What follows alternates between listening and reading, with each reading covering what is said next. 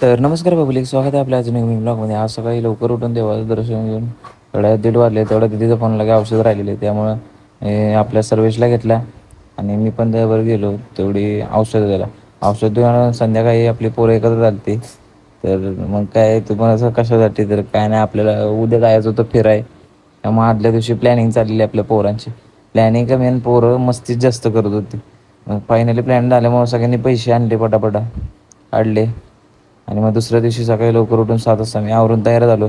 मी गेलो पळत, कारण की सर्वात जास्त लेट मला झालेलं, त्यामुळे पोरं सगळी माझ्यावर चिडलेली. त्यामुळे गेलो तिथं.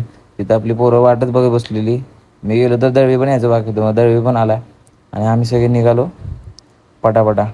गेलो, पहिली बस पकडली, तिकीट काढली आणि तिथून गेलो स्टेशनला गेलो.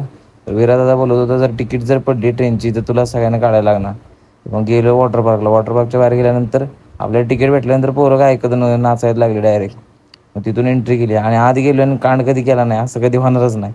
आणि मग आर्यनला काय झालं तर काय माहिती, आदल्याच उड्या मारत होता. एवढं आपल्या करण भाऊने मोबाईल घेतला आणि परत गेलो पहिला नाश्ता केला.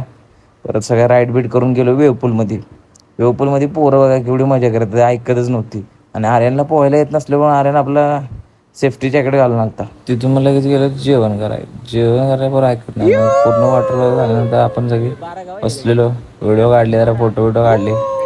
मग परत निघालो घरी जात असताना आपला काय विराट दादा फोन ठेवतच नव्हता. घरी जात असताना म्हणलं बरं काहीतरी खाऊन जावं, त्यामुळे मोमोज खायला थांबलेलो. मोमोज खाल्लं आणि परत मग गेलो घरी. तर भेटूया नेक्स्ट ब्लॉगमध्ये. तर अशा मी ब्लॉगसाठी आपल्या चॅनलला फॉलो करून घ्या.